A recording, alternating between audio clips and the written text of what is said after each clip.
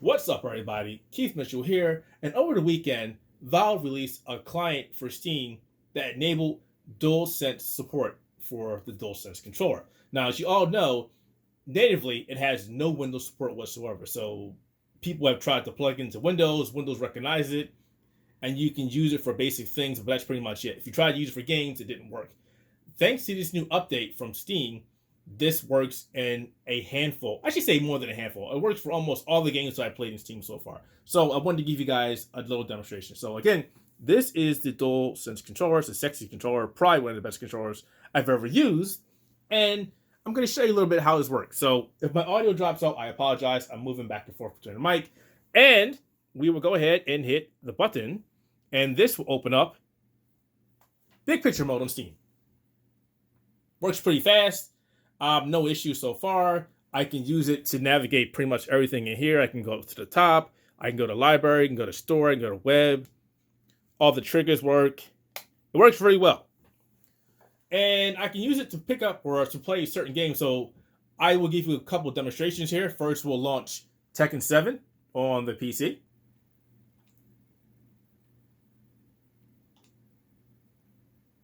I don't know why I went to practice, but whatever. It's just to show you guys that the control is actually working here. And it works pretty well. And again, I said before, the DualSense controller is probably one of my favorite controllers of all time. And I'm a big fan of the Xbox One controller. But the DualSense controller feels very premium. Very premium. And I can't wait for Steam to get the other functionality working. So with the controller, you don't have access to the trackpad, which is fine. You don't have any gyro support, which is also fine. See if I remember to throw. Nope, I don't remember to throw. But it works great. So no gyro support, no trackpad support, and unfortunately no rumble, which is kind of frustrating, especially if you're playing a game like Tekken where you want to feel the impact. I imagine that will come. As far as the advanced rumble features, who knows? It works in Streets of Rage 4. And again, it works in everything. I played Yakuza Like a Dragon, worked fine in that game. Streets Rage 4 worked fine in that game. Played some Street Fighter 5, it worked fine in that game. Pretty much every game that I played so far, it works pretty good. I have no issues with this. Obviously, the downside is a lot of games are made for the Xbox One controller, so they don't really show you. And again, playing with the controller, everything works fine. It doesn't have the button prompt, so that's a little disappointing. So as you're seeing in Streets of Rage, though I'm pretty sure Streets of Rage, you actually can change the actual controller input. I'm pretty sure that's an option in this game. Maybe it isn't. Maybe I'm just imagining things. But I thought it was. We'll do one more game. What else do we want to play here? Something that looks pretty quick. Definitely not the freaking Avengers. Hell to the no.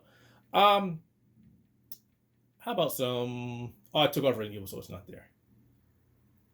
I don't really have many things on here because I've actually installed a new hard drive and I'm actually cleaning up. So how about some Remnant from the Ashes? That's a favorite game of mine. You can see 170 hours in that game because I really enjoy this game. Hello! I didn't think that you would see me with the reflection, but you totally can. So, hi. This intro, you can't skip it. I don't know why you can't skip it.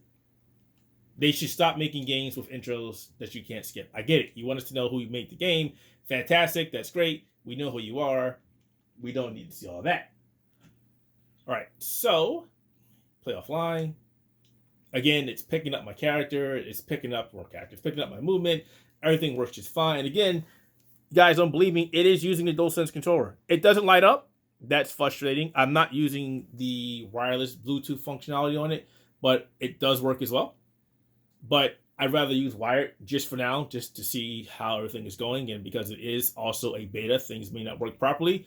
Last thing you want to do is be in the middle of a game and then your controller goes, oh, hey, I died. That would suck. And again, all my buttons are working fine. I can tap on the analog stick and I can run. Everything is working as it should be. Again, no rumble, and that's kind of frustrating, and there's no gyro, but I can live with that. And this actually feels a lot better than the Xbox One controller. Yes, even more so the Elite. even so much more than the Xbox Series X and S controller, which, again, it's just a update to the Xbox One controller, which is already an amazing controller. But this, the DualSense, is just so much sexier. Yeah, everything's working just fine. So I have no issues with the controller. I'm happy with the controller whatsoever. It does everything I need to do. Again, just doesn't have the gyro, doesn't have the trackpad, and doesn't have the rumble. But it works in big picture mode, guys. So, excuse me, just download the update Steam, where you might need to go ahead and enable the beta if you haven't done that already. Download the beta, and everything will work like it should. You're using a DualSense controller. If you don't have one, go buy one. They're $70. A little expensive, but definitely worth it. And that's it. DualSense controller working on your PC using Steam. Again, download that beta client. And that's it. If you like the video, you know what to do. Comment, like, subscribe, hit the notification bell, and if you want to talk about PC gaming with the DualSense controller, again, leave a comment below. Hit me up on Twitter, Shadow Hatcher on Twitter, or hit us up with the Outerhaven on Twitter. Thanks for watching.